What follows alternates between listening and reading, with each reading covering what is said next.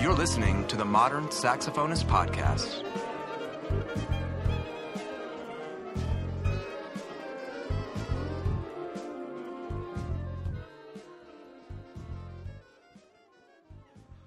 Welcome to the Modern Saxophonist Podcast. I'm Mark McArthur. I'm joined today with Eric Bradley, my co-host. Hello, Mark. And also joining us, and so glad to have him here, is a friend and one heck of a saxophonist, John Wintringham. Thanks, man. Glad to be here. You're currently up at Eastman. What's actually specifically what you're doing right now? So I'm entering my second year of my DMA here at Eastman, teaching assistant. I also I assistant direct the Eastman Saxophone Project, the large ensemble that we do here. I finished up my master's here as well, so I've been here going on 4 years now. How do you like living in Rochester? It has its benefits. You know, this is the closest to the East Coast kind of tri-state area that I've been, so it's very convenient for touring and travel. My management's in Philadelphia, so it's certainly convenient. But I mean, it's a bit isolated. It's about a 6-hour drive to any of the major cities I need to go to. But you know, we're here because of Eastman. So. As isolated as Las Vegas? All right, you got me there. Now I know you. I know you from the fact that you ended up attending University of Arizona for a little bit and studying, and you get to study a little bit with my teacher, Kellen Thomas, and also with Tim McAllister down there, and so you got a little bit of a taste of living in the West. Oh, yeah. I was out in Arizona for 5-6 years. Yeah, and when I started off there, I started studying with Tim McAllister, and I was there at University of Arizona for about 4 years, and then Kellen took over the last year, so I studied with him the final year. So that's definitely kind of where we had the overlap. Right. You know, you just got back from a pretty killer trip there, John, to China and Japan, and doing masterclasses and recitals, and that part of the world.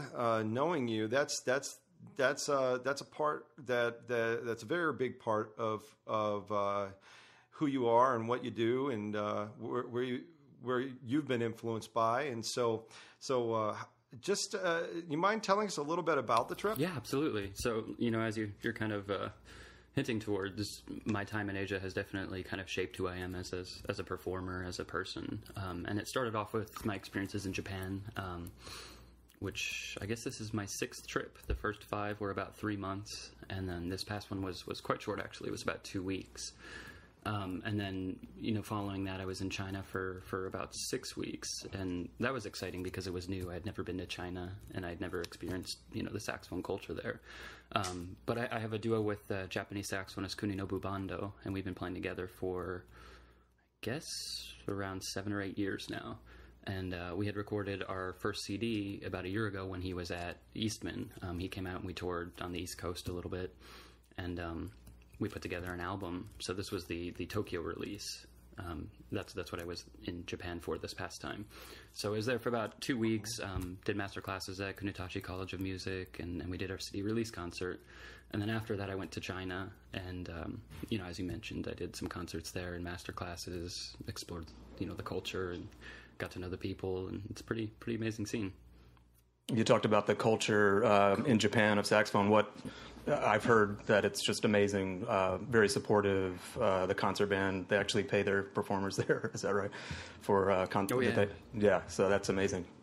So what's it like? There's you know, just what you were talking about. There's tons of professional wind ensembles there. It's not like here where we have, you know, Dallas and that's it. So it's quite common, and even more than that is their rock stars like Nobuo Sugawa and the guys from Trevere, Yasushi Arai, all those guys, they all play in the professional wind ensembles. Sugawa no longer does, but I mean, for Kosei, he was their concert master. The saxophonist was their concert master for a long time, and Yasudo Tanaka. But yeah, I mean, like you said, it's the most striking difference to me is just the level of support they have for the arts, for culture, for music, and for saxophone in general. And there's this rich heritage of classical saxophone in Tokyo that we're starting to kind of tap into a little bit more, but 10 years ago when I started this was virtually unknown. I mean, you guys were around. You can think back maybe 10 years ago. The only saxophonist we really knew of was Nobuo Sagawa. Right. Yeah, Right. and we knew maybe one or two of his CDs. Exhibition of Saxophone was popular, but we sure didn't know that there's over 30. There's a discography of over 30 CDs. Wow. Out there, Right. and he's got tons of materials, and he's one of 100 saxophonists in Japan that are doing amazing things and concertizing and making livings as performers and as teachers. You're right. For me, the introduction was the Fuzzy Bird Sonata, the Yashimatsu that had come out, and I was working on it and just getting to. I mean, of course, another is the Rio Noda. But those were some of the familiar names composer-wise for a little while, and through some of this connection, there seems to be a little bit of lapse in some of the Japanese publication versus America, and getting either CD releases or other things over from Japan to here, and I really hope that over the next little bit, we're able to really get to hear and see more, because I got to hang out with you, John, for a day as you tweaked a little of my saxophone. I know you do a little bit of equipment repair as one of your side things you do. Yeah, I made the brilliant decision to supplement a career that's difficult to, that pays very little with another career that pays very little. So. Right. Bravo. Yeah, intelligent decision on my end.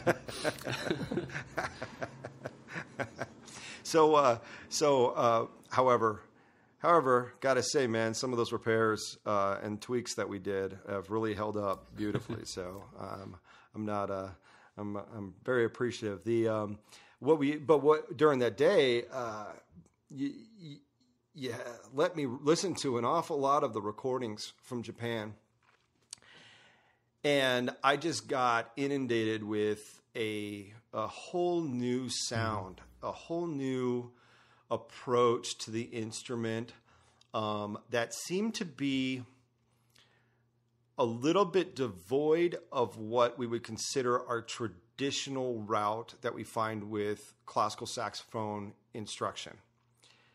And it seemed to me that free of that, maybe in its own bubble, there seems to be such a really cool, interesting approach that has developed that truly I feel like we can learn from, and it seems like that's been a huge influence. I think listening to your CD, you can hear some of those influences clearly. I mean, I know you studied with Nobuo Sagawa and Masato Kamoi as you were over there, but you also studied with 14 others? Yeah, there was quite a few. It's funny.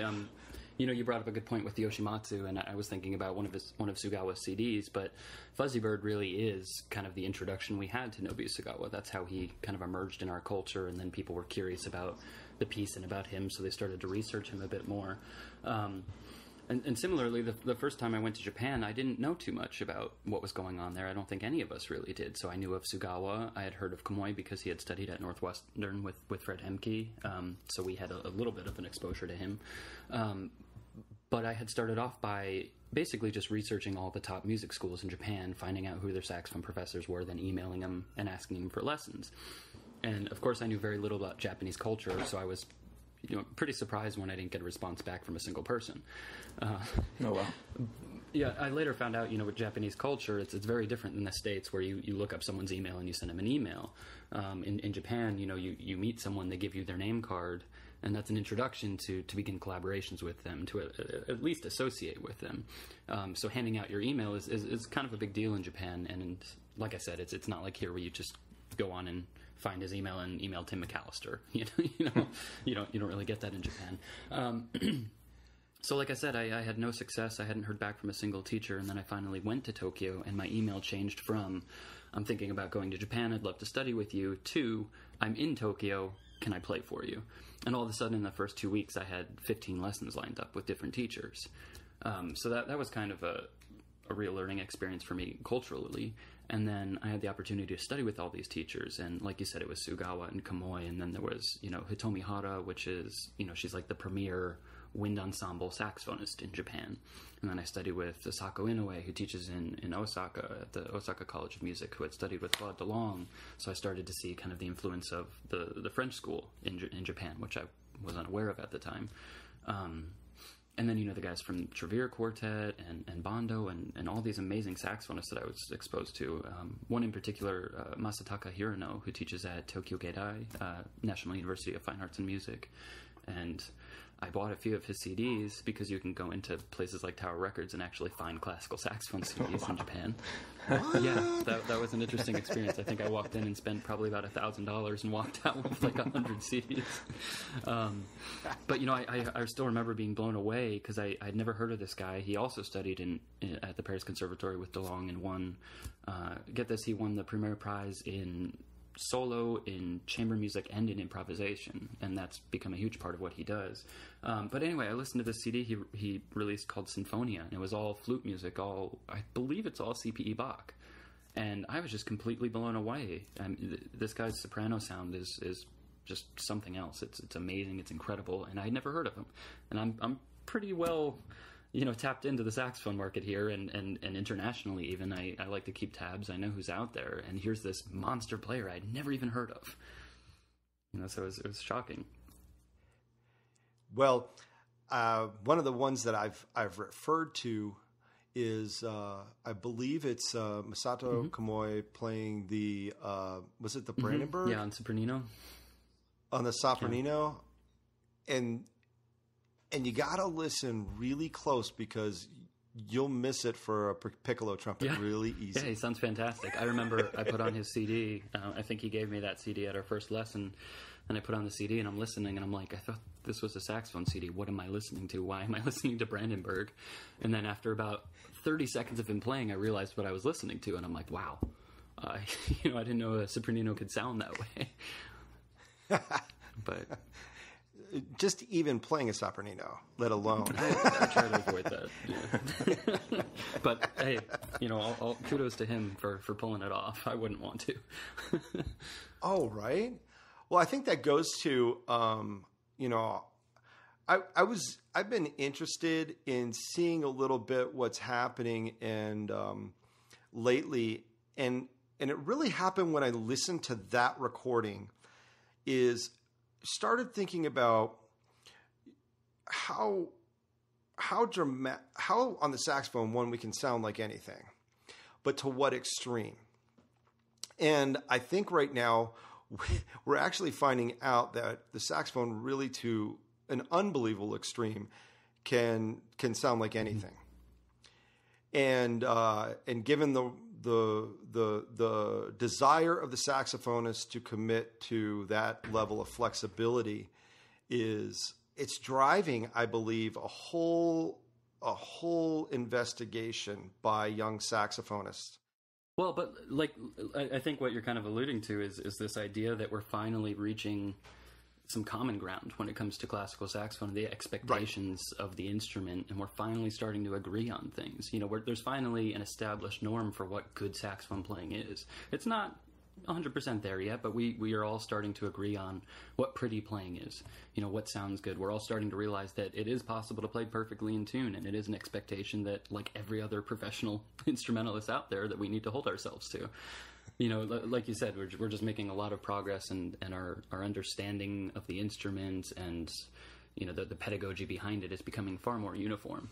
So how did going to China differ as far as culture, or did it? Yeah, drastically. I was actually quite shocked. I thought that my experiences in Japan would have somehow prepared me for it, but not at all. Just culturally, it's incredibly different. But, specifically about the saxophone scene, the striking thing is just how young the saxophone community and culture is in China. I mean, you look at, let's see, I went to Central Conservatory in Beijing, Chongqing University, and Qinghai Conservatory. And I met a lot of other professors as well, and I'd say 80 to 90% of them, of the saxophone professors in China that I'm aware of, are in their early 30s. And wow. Yeah, so these are guys that in many cases got a graduate degree and then were the first professors of saxophone at their respective schools. The teacher at Central Conservatory in Beijing, Professor Wang, is an exception. He's still quite young, but he's been around for a while, and you can see it in his students that they have a kind of longer history of higher level playing there. But yeah, classical saxophone in China is just a very new thing until maybe 10 years ago, from what I've been told, at least. It was, similar if you look back 70, 80 years in this country, it was, bassoonists and clarinetists teaching saxophone. It wasn't trained saxophonists. And now we're starting to see a new generation where some of them are going off and studying in Paris, or some are going and studying in the States, and then coming back and getting some of the best jobs. But, every experience I had, it was very clear, how much was due to the youth of classical saxophone in China and a lack of exposure to high-level playing, to established pedagogy, all the things we kind of take for granted. But it very much mirrors and represents the same thing that we dealt with with the American saxophone culture, if we look back to the beginnings and the formation of it. So they kind of have their own sound? Are they more like influenced French style, similar to Japan, or...? It's really hard to say. I don't think they've gotten to the point. Again, this is just my experience. Hasn't been with all of China. It's very selective. But my experiences personally is that they haven't been around long enough to form their own sound concept, to have their own ideas. It's what their teacher has been exposed to, how he or she has adapted that to kind of form who they are as an artist, and how they're passing that along. But one thing I'll say is that, kind of across the board, the Chinese students that I worked with in masterclass and private lesson settings are some of the most driven and dedicated and hardworking students that I've seen. Japan shares that as well. But it's by no means a lack of hard work in the students. They take it very seriously. They practice very hard. A lot of times they just don't have the insight and the direction and the mentorship that we're kind of spoiled in having here. Well, we're a little spoiled. We're a little spoiled in the fact that we have every middle school and every high school mostly has some type of band that uses a saxophone, and if anything, there's every community has at least somebody who's studied that can be an influence. And not only that, there's a history of band being an important part of our communities, and it's varying across the country. But I just got done teaching 3 marching band camps over the course of the last 3 weeks, and so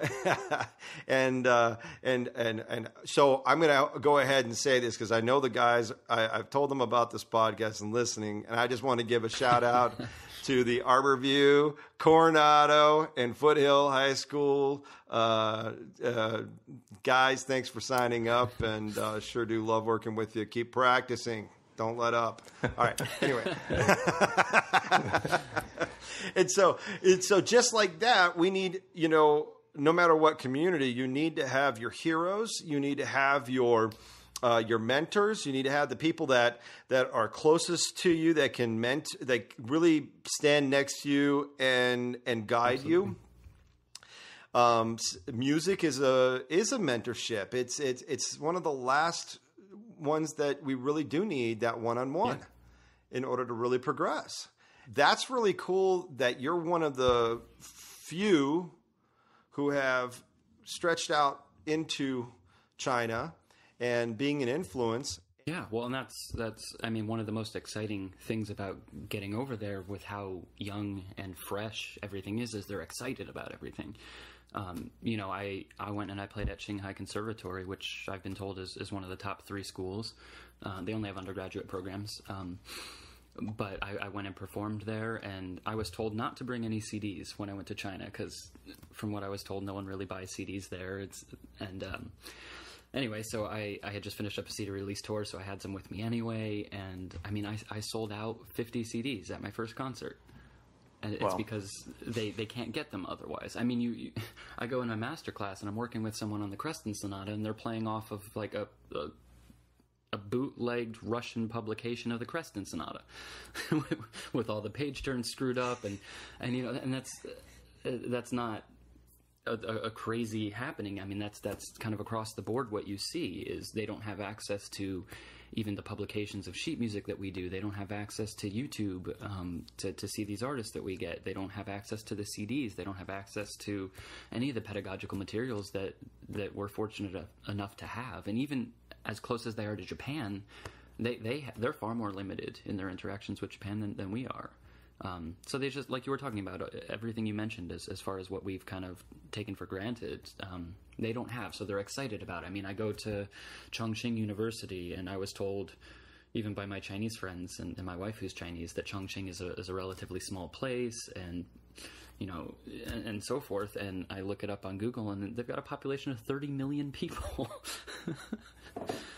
So I go to Chongqing University, and I walk on campus, and here's this 100-foot banner with my name across the entrance to the campus. And this isn't a music school, this is a university. And I walk in, and I have this giant concert hall building reserved for me, and pianists and students walking to convenience stores to get me food and buy me coffee, and taken out to 5-star restaurants and wine. I mean, it's the way that they treat guests in Chinese culture is incredible, but especially as a classical musician. I mean, I've done plenty of guest artist concerts at universities in the States, and I'm always treated well, of course, but you can imagine my surprise when a freshman takes me out to dinner and buys me food.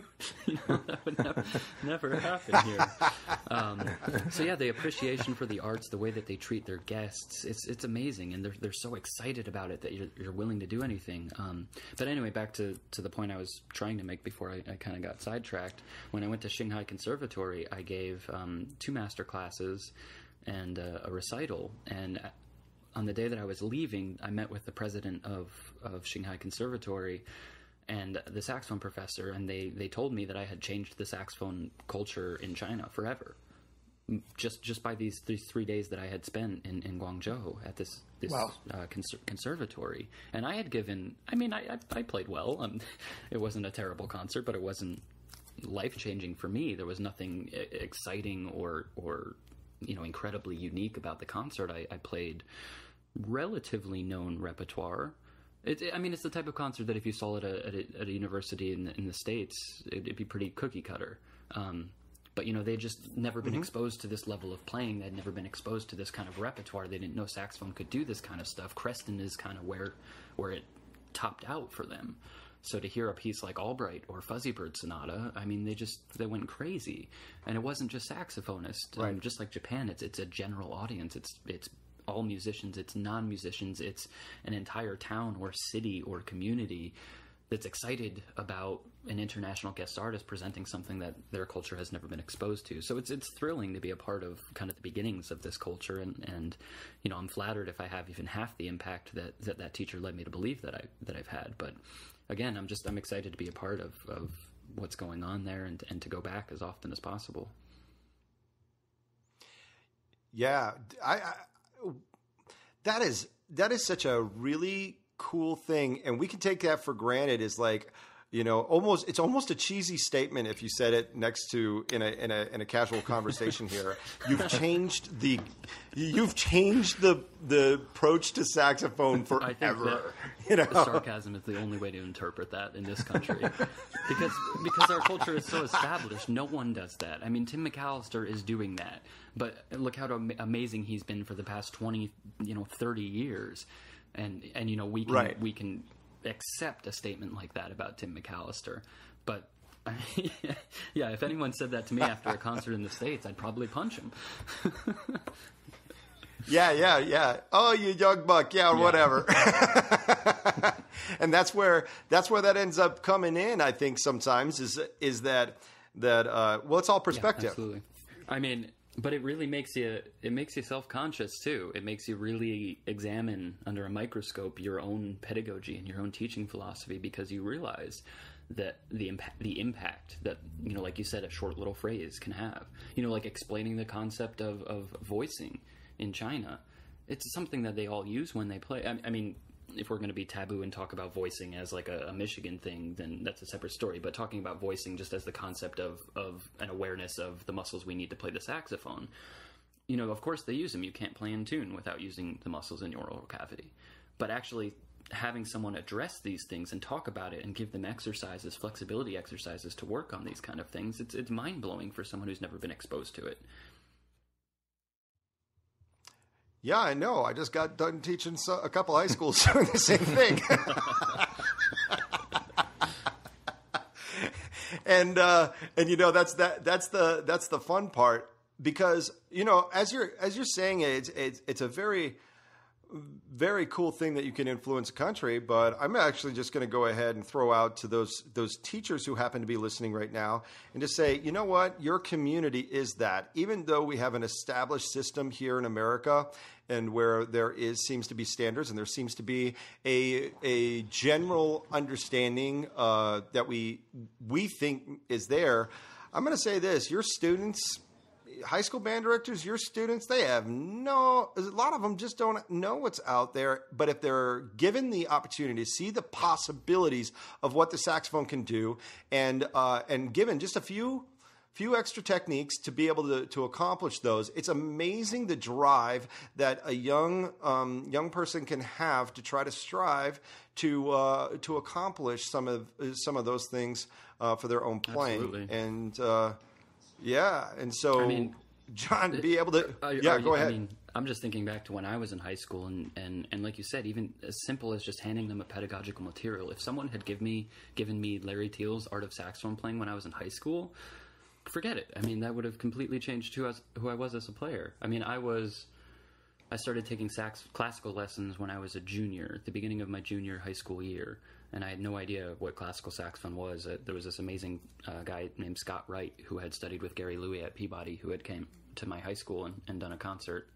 He played Scaramouche and, you know, some other standard rep, and I was just blown away, and I decided this is what I want to do. I want to be a classical saxophonist. But anyway, long story short, I remember he trained me really well. I took a lot of lessons with him. Things went well, and I got into Interlochen the following summer.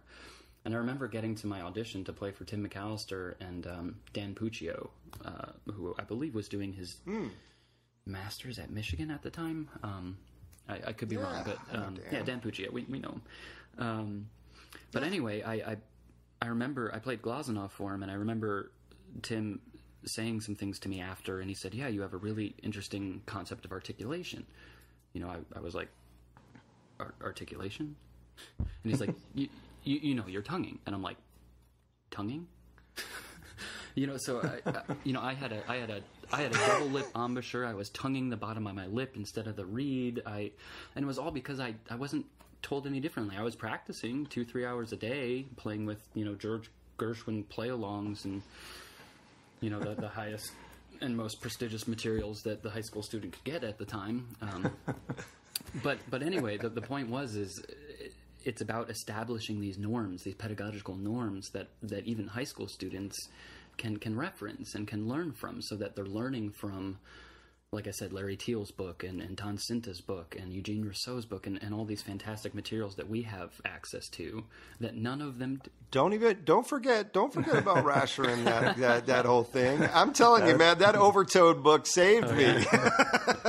I mean, it's countless, and we have, you know, so many materials at our disposal that are fantastic. But like you said, it's just a lot of the younger guys don't have access to them, and they need it. Right. I just had to throw that bone in. Mark. Yeah. No problem.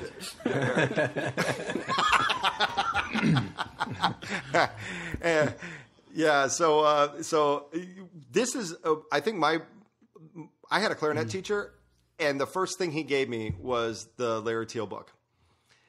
And basically what he said is, I have no idea how to do any of this on saxophone. But that's the thing that a lot of he goes, you should read this. A lot of band teachers and even private teachers don't understand is they don't have to be well-versed in the materials to pass them along. You know, all you need is the humility to accept, hey, that Larry Teal guy, he knew his shit a lot better than I do. Maybe you should read about it. Right. You know, and as far as sorry, forgive me, as far as the Rosher Top Tones book, it's again going back to what I was exposed to. I wasn't exposed to the Rosher book until I was maybe a junior in college. And you know, right. It's just what we're used to. Like if you use Finale or Sibelius, it's generally what you were exposed to first. I was exposed to Larry Teal in the Michigan school and voicing and all that stuff first. So that's what, you know, kind of formed me as a player. That and Tim McAllister, you know, kicking my ass a little bit. But, you know, a lot of times it's just, we don't realize how crucial and how important the process of passing along materials and study aids and things like that are to the younger guys. Right. Yeah. You got anything, Eric? No. I guess, you know, speaking of influences, I guess talk about your USA connections, I suppose, since we talked about Japan and China, you know. What do you know, obviously, Dr. McAllister. Yeah. I mean, I studied with Tim McAllister for about, it must have been 10 years. We started interlocking together, and then I was with him at Potsdam, and I kind of joined him on the first part of his circuit around the country. So I was at Potsdam University of Arizona and then later Arizona State University.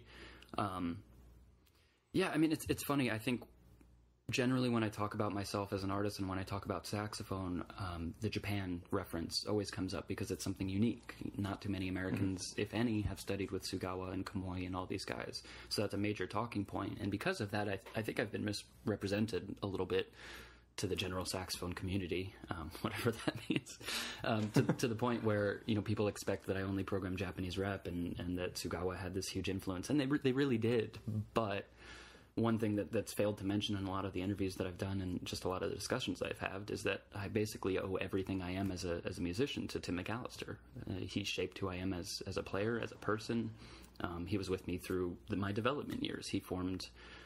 I mean, you know, of course, I worked my butt off, and you have to, but with his insight, with his direction, and his motivation, and all the energy that he, you know, invested in me and inspired in me, I became who I was. So he gave me all the tools that I needed to kind of get where I was going. He was insightful enough to make sure that I was exposed to the best artists out there and knew what they were doing, and he held me to ridiculous standards, but they were similar standards that he held himself to. So I had not only a mentor, but a role model and a leader to look up to and to follow in his example. So, you know, you mentioned my CD before.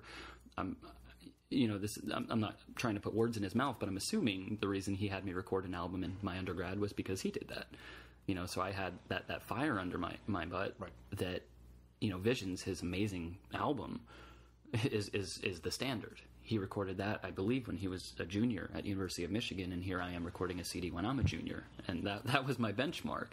I'm like, I can't play like that, but I have something to offer, so, you know, I'll do it. And I did it because he told me to, and I learned a lot of amazing things from it. But yeah, you know, McAllister's pedagogy and his approach to the instrument that I admire so much has shaped so much of what I value in music. And then following. Sorry, that's no, and I was going to say that kind of leads. I just wanted to, you know, on your CD, Wallamai, you got to do Green Sliver with Tim. Yeah. On the yeah. No, sorry. Green silver, man. Silver. Green silver. Sorry, man. No, what am I doing? Trying not That's to a typo. I know that too. Okay. Green silver. Good. Good. Yeah, so we recorded Evan Chambers' Green Silver and alto duet together. And that was certainly one of the highlights. I remember talking about the album and going through the development process of programming for it and discussing it with him, and he really helped shape it from the ground up, not only by producing the album for me and being a guest artist, but just, you know, helping me really plan out the repertoire that I believed in and what I felt like I had something unique to offer as far as, you know, the literature. But one thing I knew that I wanted to do was to involve him in the album if he was willing, and you know, I was pretty shocked that he said yes. And we had discussed, I think we had discussed kind of in passing June Nagao's Paganini Lost, which, you know, eventually became a hit in the saxophone world, but at the time no one knew of it. And I think that was maybe a little bit light for his taste. But the Evan Chambers was a fantastic piece that we both believed in that had never been recorded. So it was a chance at a world premiere recording. You know, McAllister has, of course, worked with Evan Chambers quite a bit, so there was a personal connection there. And here's my hero, agreeing to record a piece on my first CD with me. So I was, well, scared shitless is one way to say it, but I was excited, and I couldn't think of anyone else I'd rather feature on the album, and any better way to kind of justify a summary of my degree and my training up until that point, because it really is, kind of documentation of the work that I've done up until that point. It was a really good kind of potpourri representation of who I was as an artist at that time, which I was just talking to Eric about was, I guess, about 6 years ago. Yeah, that you're being very humble about your playing. It's amazingly well done. I had no idea that it was 6 years ago, so I'd really love to hear you currently. I appreciate that. So yeah, get us another CD. My first opportunity to hear Green Silver was you got it. was actually was actually with Tim McAllister and Kellen Thomas at Interlochen when I worked there for a summer. Recording, and that was by that was absolutely my starting point for playing that with Tim, was studying that recording. So. Oh wow, there you go. Yeah. Oh, what I found was interesting. What you don't really get because of how speakers and compression and other things work with doing it on a recording album is the live version. If you ever get a chance to hear this, if it's done well, part of the piece is intended to play on the resulting tones from the intonation. It's almost like you have a third player in the room due to the resulting tones that happen. Nice. And that day, the resulting tones were so loud that it in that hall, it was just intense. I had never experienced intonation done that well. Yeah, it all depends on the context. I remember, because when I go back and I listen to the album, I don't hear it nearly as much. But I remember when I was editing and I was listening with my giant AKG stereo headphones, I was blown away by some of the resulting tones that were coming out of that. And it's one of the things in the recording studio in a really dry environment, I wasn't hearing it. But then I went back and reviewed, and it was incredible. It's such a moving part of the piece. It really does add a third element, a third voice to the piece. And that was another exciting thing about recording that with Tim was, it focused on a lot of the core components, of our pedagogy and our style and our approach to the instrument. That perfectly controlled dynamic range of coming from niente and tapering to niente and sounding like one voice and blending and coming in and out of that texture. And it allowed us to really focus on that, and it allowed me to get my butt kicked by the master of that. And that would do it. I hope this is as exciting for you guys as it was for me, but if I go back and listen to that, I remember kind of the most mind-blowing moment of that recording was, there's every single player out there has their own little tips and tricks, but there was this one thing that Dr. McAllister did, and it was, a kind of forte piano articulation on, I think, a low D or something like that. But it blew me away to where I had to stop the recording, and I spent 10 minutes trying to pick his brain to figure out how he did that, because I just couldn't understand it. And I think if you go back and listen for the recording, it happens once. It's a half second, very, very isolated moment. But that to me is what makes his playing special, is that attention to detail, that super micromanaged nuance where everything that's coming out of that instrument is intentional. Everything is thought out. And that just blew me away. But yeah, sorry, that was a little saxophone nerd trip. Sorry. Well, isn't that what this podcast there you go. is all about? Now everyone's going to be going and reviewing that recording, listening for that low D. It only took about 45 minutes for us to get here. Welcome, John.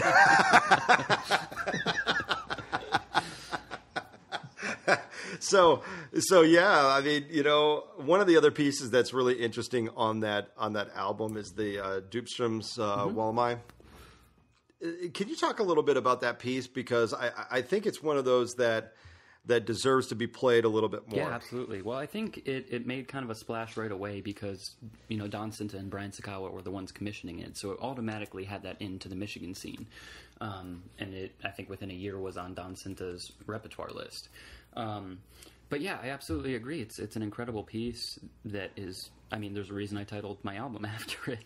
I believe in that music. I believe in Mike's music in general. And that piece, I think, is one of the best pieces of literature that we have for our instrument. It's just incredibly emotional and visceral and exciting and beautiful and lyrical and flashy without being needlessly flashy. And it's based on a short story, right? Sorry to interrupt. Yeah. So Mike was really influenced by the writings of Isabel Allende and her Cuentos de Eveluna. And it's a short story from that entitled Wally Mai. And you can read the program notes on his website, so I won't go too far into it, but it's an indigenous tribe somewhere in South America, I believe. And Wally Mai is the protagonist, and it's this huge kind of journey that he goes through into, I guess it's kind of a rite of passage into adulthood. But the piece, it's not programmatic, but it definitely follows the emotional trajectory of the story. And if you read the story, it definitely kind of influences you as absolutely as a player, but also as a listener. And there are certain moments in the piece. Actually, another little side topic for the saxophone geeks out there. I remember playing this for Nobuo Sagawa when we were in Hamamatsu, Japan together at the Yamaha Festival, and Mike came out and we were doing our first concert in Japan, but we played this for him, and we were like, well, does it make any sense to play this for Sugawa? He's never heard it. He doesn't know the piece. He's not going to get it. But we figured, it's Sugawa. We want to show off, so let's play the piece that we know so well. Let's play Mike's piece, expose him to it. And we played it, and Sugawa gets up and he goes over to Mike and he points at a part in the piece and he's like, that's supposed to be fireflies, isn't it? And Mike's like, yeah, absolutely. And I look at him and I'm like, I didn't even know that. So Sugawa he has an incredible grasp on music. He just understands music very easily and naturally and organically. But yeah, so Mike and I have been playing together for about 10 years now, and he was one of the very first pianists that I worked with, in a professional setting. So I remember, I felt foolish not playing his music. I knew he was a composer, so I looked into it, and I saw Wally Mai, and I saw the music, and it's one of those scary handwritten scores, and I was like, no, thank you, not for me. Sorry, Mike.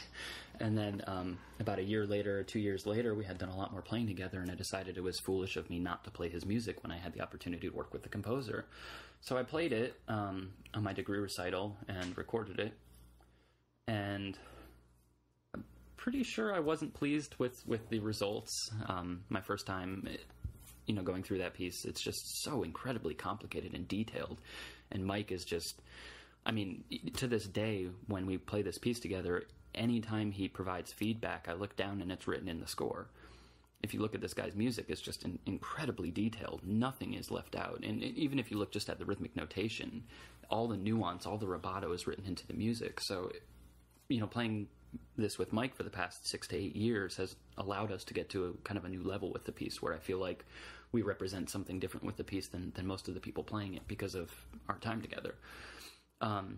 So anyway, Mike was my duo partner at the time, and we really wanted to feature his music on the album, and it kind of worked out that we were able to do so, and that allowed us to perform it much more often in CD release concerts, and I think we performed it as recently as maybe 8 months ago. That's cool. Yeah, when you get a chance to work with a composer that closely, where not only is he standing next to you, but he's also performing, and there's a demand on the level from you that's not a surface level of approaching the piece, but it's actually a more maybe a soul type level, where you get down into not only the story, but also that emotional expression that's in there. And not every piece has that in it, but when it does, and you can work with a composer, that is truly a real pleasure. And it's certainly something that I related to in the music. And one of the things that I love the most about it is, like you said, it's very, spiritual in a way, and it's not about flash. And so much of modern saxophone music, especially at the time, was about pushing the limits of what our instrument's capable of. And here's Mike Jupstrom writing, one of the more challenging pieces I've played, but challenging in a very traditional way, challenging mentally, challenging musically, challenging, for a lot of ways that the repertoire, like Christian Loba, is not. And here's a piece that, I think there's like 3 altissimo notes in the entire piece. So it's not all fast. And I think what I'm trying to say is that it pushes you as an artist, not as a technician. You have to have the technique to facilitate that artistry. Of course, it's important. But here was a piece that I just fell in love with. And it really is a journey. Like you play this piece and you feel like you've lived the story of Wally Mai, if you're aware of the story. It's just a very moving piece, and something that I've kind of defined my artistry around is the experiences that I've had with Mike and on this piece. It's really influenced me quite a bit. Yeah, it's very well done. I think basically it seems like you have to have as much emotional conviction as you would musical conviction to play that piece. So you really have to be invested in it. Absolutely. And you really, you guys pull it off. It's beautiful. I read the story and then listened, and the story is 9 pages and it's powerful. Yeah. And the piece is, pulls that off too. It's great. Well done. Thank you.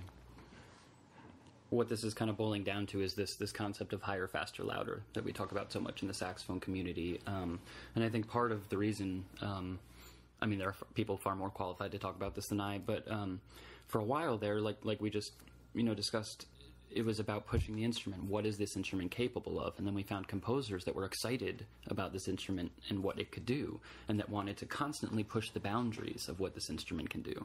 And because of that, we developed a whole new world of technique that's at our disposal now. But so much of the music surrounding this movement focuses on that, and focuses on facilitating not just extended techniques, but pushing the borders of what we're capable of. So you get music like Christian Loba and Luciano Berio, and music that I believe in. I'm not talking this music down by any means. And just like you mentioned, I believe it has a place on a concert. I wouldn't go out and listen to an entire recital of all 75 of Christian Loba's etudes. Well, I gotta say, I just played, I think it's DeCraw's performance or CD of Jungle for one of the high school groups, and they couldn't stop asking, how do you do that? What's this? What do you do that? Yeah. And so no, it definitely has its purpose, and this music it's not like it's low level music. Like I said, I'm not by any means trying to demean the quality of this music. I play it too, and I love it. But my point is during that period of time, it was all about the exploration of the capabilities of our instrument rather than, just good music, quality music. And as a result, a lot of the concerts of the time were solely based around this higher, faster, louder concept, which I think unfairly is kind of associated with the Michigan School of Playing, but maybe I'm biased since that's kind of my heritage. But anyway, it got to the point where every single concert I went to was saxophonists demonstrating what they could do. And I mean that in a technical standpoint. What are you capable of doing? Not what do you have to offer, not what do you have that's unique to you artistically, what do you want to share with people, what do you believe in, but what are you capable of? What can your instrument do, and what can what can you do with that instrument?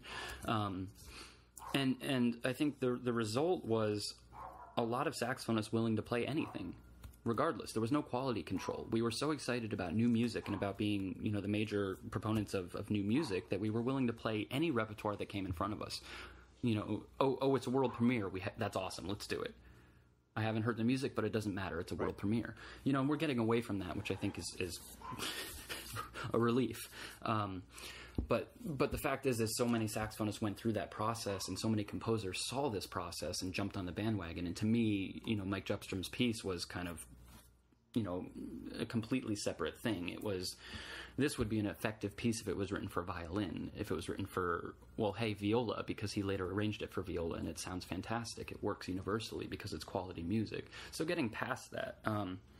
But again, just to kind of cover myself here, like you said, if it's in the right context, this music, absolutely, you can make a case for. It's all about balance when you're programming. And like you said, we'll talk about this a little bit more in the masterclass, but it's about knowing your audience and giving them some insight into the music that you're playing, not just getting up there and playing Xenakis, but talking about the music, giving your audience the benefit of your years and years of collegiate training, because we take for granted the fact that we understand music like that we understand what I'll probably, improperly refer to as academic music or institutional music.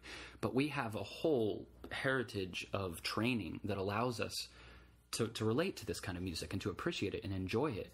But we forget that the people we're playing it for don't always have that luxury, and we don't always give them the insight they need to appreciate music like that. Couldn't agree more. We have an instrument that needed to be increased. Our repertoire needed to be increased. It has. We are in a very good position at this point, and it's so nice to see. And it's not like it's a finishing point, but one of the cool things that's happened over the last year is John Adams choosing to write a concerto for saxophone. And then being okay with making demands on how it should be performed. That's putting it lightly from the discussions I've had with Dr. McAllister. But with that, isn't it great that we're at a position in saxophone where demands can be placed and we can achieve them, and then there can be a positive, happy result, like a Grammy for that album that it was on, happening, which is a pretty special thing. Yeah, and I think we're in a landmark area, and I think there's going to be this isn't just a Tim McAllister thing. This is a saxophone across the board benefit of the. We've been asking for composers to take us seriously for years. Yeah. Take us seriously. We can do things. and now I believe the quality of literature is going to start matching the technical capabilities. And I think we're just getting on to the best days. And as you were saying, what's happening in China, some of the creativity that can happen, even with a whole brand new influence and an arena, is that the composers, that I'm interested to hear what the composers can do coming out of a new area like that. That's and not budding. Only that, but now that these things are happening and we're seeing, not to kind of exaggerate this, but we really are seeing the evolution of the saxophone. We're seeing history being made, and the John Adams Concerto is a huge part of that. Tim McAllister playing at the Proms is a huge part of that. A Grammy award-winning album for a classical saxophonist. This is monumental. Stuff like this has never happened to our instrument, and we're getting to witness it and in a lot of ways share in it. It's fantastic. And like you said, the evolution of music is fantastic, because composers are no longer going to be worried about writing music to facilitate the saxophone. They're going to worry about writing quality music and know that the saxophone is a concert instrument that can play it, that can represent their musical, interpretations well. And we're getting away from composers writing simply to facilitate extended techniques. They think this multiphonic sounds cool. Okay, how do you get to the multiphonic and from the multiphonic? We're not seeing that kind of music anymore, which is fantastic in my point of view. But we're getting composers that, you know what it is? It's not just that they take our instrument seriously, it's that they don't have to think about it. Composers are getting away from being surprised that the saxophone can sound good. It's that audience member that comes up to you after a concert and says, "Oh my God, I didn't know a saxophone could sound like that." That's going away. I do a lot of outreach, so I still get it every concert, but from a general from educated musicians, that's going away, you know, and you look at, you know, institutions like Eastman School of Music, where the saxophone studio is one of the top studios here, and people respect and admire what we're doing. So now the composers that are aware of this level of playing no longer, you know, go to their computers to write a new piece and say, okay, how do I write for saxophone? They just write music and know that a saxophonist is going to play it. And I think that's nothing but good news for our instrument. Definitely. Well, you know, speaking of Eastman Saxophone Project, you know, I'm really looking forward to maybe sometime in the future us taking some time to be able to talk about that, because I know there's a lot of people out there who watch the YouTubes. I think one of the fun ones that my students just keep on talking about is the Rite of Spring performance. Can't imagine why. I know, right? Yeah, that was. I have to say that's probably the most frightened I've ever been before walking on stage. Was that performance of the Rite of Spring, and I'm sure we've talked about this, so I apologize if this is repetitive for you, but I just remember looking at everyone's face before we walked on stage with that look of doubt. You know, are we seriously going on stage right now? Are we really going to do this? There's no getting out of it. There's nothing we can do. Okay, let's do it. Because up until that point, we had never had. Yeah, that's the look I have when I see marching bands try it. But, you know, at that point, we had never had a successful run-through. We had attempted twice, I believe, and crashed and burned both times. We had people starting the wrong movements. You know, and here we are walking on stage, not only representing an all-saxophone transcription of the Rite of Spring, which is enough of a statement in itself, enough to be worried about, but we were doing it from memory, and we weren't confident at the level that we could play it at. But I think the result was a pretty incredible experience for anyone who was in the audience, because they got to participate in the energy that we were putting into it, in that kind of they fed on all the energy that we were putting off as an ensemble. And the ensemble, if you look at us when we perform that, we are so tuned into each other, because we're scared if we look somewhere else, we're going to screw up. But it was a monumental experience. It was just invigorating, and we all grew from that. And, you know, the experience leading up to it was a nightmare. We hated each other. We wanted to kill each other because it was so stressful. You know, I don't think anyone has in history ever performed the Rite of Spring from memory, and here we are doing it as a saxophone ensemble. But, you know, we did it, and that served as kind of the launching pad for this ensemble. We had some successes earlier, but like you said, that drew a lot of people's attention on YouTube. Before an unnamed publishing company will be mentioned, they kind of held us back by taking it off YouTube, but we fought the fight and we got it back on. But I think we had reached about 40,000 views in the 36 hours it was up. So, I mean, it was viral, and for a classical saxophone video to go viral even briefly was a new thing. Right. But yeah, you know, I took over assistant directing after that concert, and I had to live up to that. You know, how do you follow the Rite of Spring? That's kind of a different story. So if we talk about ESP in depth a little bit more, we can kind of touch upon that. But yeah, it's certainly. I think I got to tell you, I think that's going to have to be an episode on its own, and I think that's an episode that everybody would look forward to, because there's an awful lot of challenges that it poses. Yeah. It poses a lot of challenges to communities to get together and just start the process. Yeah, absolutely. Well, and it's gaining a lot of exposure for the saxophone in general. You know, people who would never have ever listened to a saxophone ensemble are attracted by the Rite of Spring or attracted by Stravinsky, as opposed to having to find, you know, saxophone as the search topic. Or yeah, Stravinsky's the entire reason I'm a musician. Really?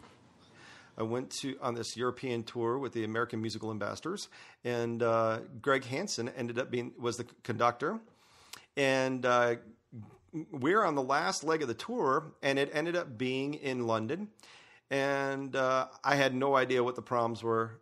I was a pretty isolated high schooler, really had little idea. And Greg's walking through the there, I was talking to the concierge. I was like, Greg, you want to go go to a proms? I was like, I don't know what that is, but it sounds like it's fun. London Symphony Orchestra is going to be playing. Did you wear a tuxedo and bring a corsage?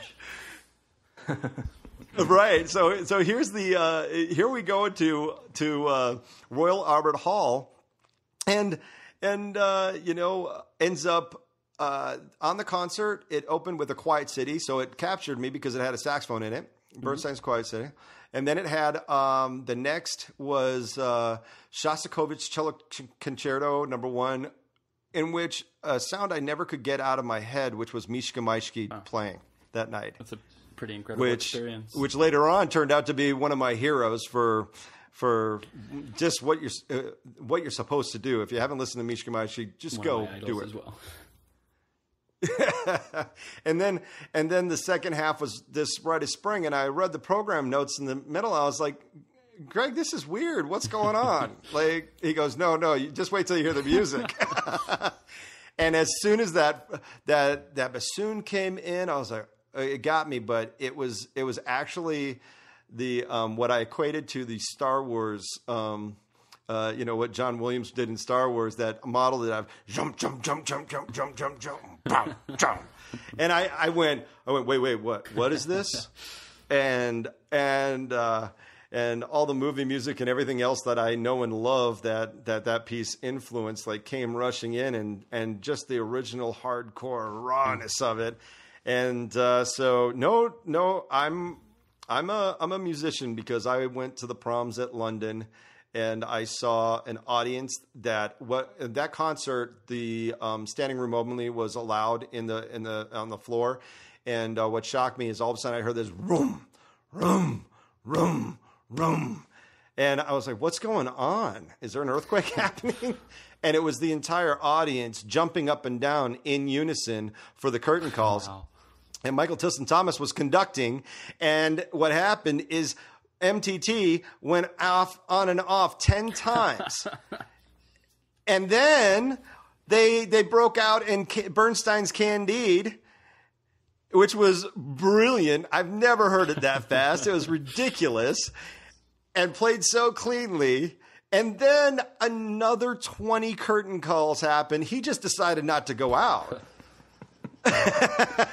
Come out anymore, because it was about 45 minutes later, as everybody was just having fun jumping up and down with how impactful that performance was. And I looked at Greg and I said, is this what it's like to be a classical musician? Yeah, absolutely. Sure. Mark, and I got absolutely. That's exactly what you should be, expecting in your career. Awesome. Yes. All right. Can I still be that naive? Is it okay? Hey, man. Actually, and I not to bring it back, but you mentioned earlier when the Adams Concerto was performed in the proms. That meant something to me because that's where my love for music began, and being able to see the Adams Concerto performance in the proms, that was incredibly special. Brought it around full circle a little bit for you. It really did. I mean, I sure, don't think I've right. ever seen as many Facebook posts and as many American musicians getting up, what was it, like 4 o'clock in the morning to listen to the Adams Concerto on the proms. Right. I mean, anyone getting up at 4 o'clock in the morning to listen to saxophone, period. I think that's an event. I know. If it's anything in England that Americans are usually up for, it's just the British Open, And if you... Okay, wait. For all those saxophone geeks out there, that's golf. Sorry. Yeah, good golf clap there, John. I like that. Well, okay. We got to put a pin in this. This is just way too much fun, but we got to get on to the masterclass, and you're going to get to check that out the next time. John, you're a great guest, man. It's been fun. I got to tell you. Thanks for being able to be open and share and freely talk. I think for some some young saxophonists out there, I think this will probably be actually even just a little exposure to some of the things that are happening. And, there's a lot of cool things. Keep practicing. Be a part of it. This is it's a great instrument, and you can do it. Don't give up. Find a private lesson teacher, and just start going and listening to everything you can. And if you live in the Las Vegas area, that private lesson teacher is Mark McArthur. Contact info to follow. Right. and if not Las Vegas, and if not, even if you are in Las Vegas, get with a teacher. That's critical. And I appreciate that, John. And so, therefore, I'm gonna throw back to John a little bit of love for that. And you need to go buy his CD. And you can find that on iTunes and Amazon CD Baby. And where can they find you? Well, I've got my website, which is jonathanwintringham.com. It's usually pretty up to date. You can find out some of the news and things going on, programming, tours, everything like that. There's album information. There's the album we've been discussing, Wally Mai, and then I had mentioned my duo with the Japanese saxophonist Kuninobu Bando, and we had just finished our album, which is also available on all the digital media places like iTunes and Amazon, and will be up on my site shortly. And then our quartet, actually, East End Quartet, just finished recording an album that'll be released in early 2016. So yeah, it's pretty easy to find if you just Google my name or go to my website. You can find all the info you need. That was great. Great talking to you, John. Yeah, you as well. Thanks for having me, guys. Yeah. Thanks for tuning in, everyone, and we will see you next time. Thanks for tuning in to this episode of the Modern Saxophonist Podcast. You can find us at www.themodernsaxophonist.com. We're also on Twitter @themodernsax.